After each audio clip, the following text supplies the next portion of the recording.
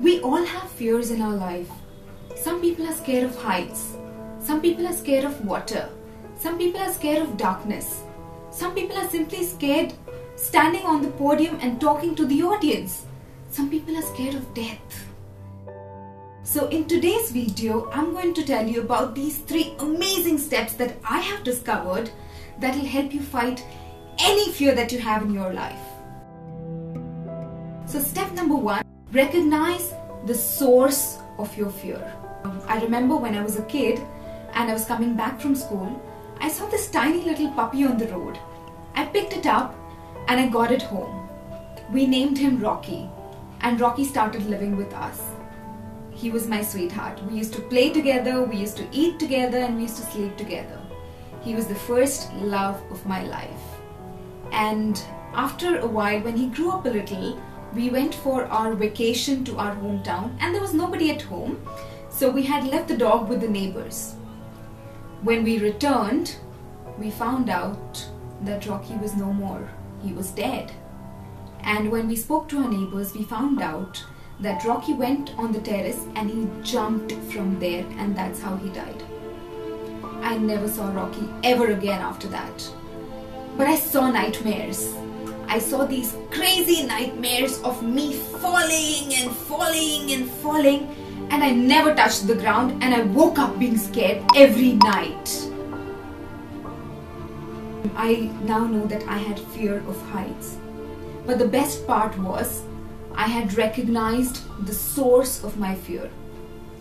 So if you have any fear, fear of height, fear of water, fear of darkness, fear of talking to the audience, it is surely because of a traumatic incident in your life. All you need to do is rewind, go back, remember the traumatic incident and find out where this fear comes from. Step number 2 is accept that you're scared. Accept your fears. Well, now it's very easy said than done, because if you do not like something, it is very difficult to accept it, and that's the truth. So if you don't like fear, it'll be very difficult for you to accept it. So don't hate your fear, like your fear, and accept that you're scared. Once you're able to do this, you can move on to step number 3, which is find an antidote for your fear. In my case, like I was scared of heights, what I did was I decided to go bungee jumping. So I remember I was standing in that cabin and I just looked down and everything appeared really tiny. My heart was pounding. I was petrified. I was scared. I just wanted to run away from there. I told the instructor that I don't want to jump. Just take me back. And the instructor said, "Are you sure?" And that's when that inner voice of mine asked me the question, will you never ever conquer your fear of heights? The only way you can do it by facing that fear. So I looked again. I looked down and I told to myself, if I can't do it today, I will never be able to do it. So I took a deep breath and I took that leap of faith and I jumped.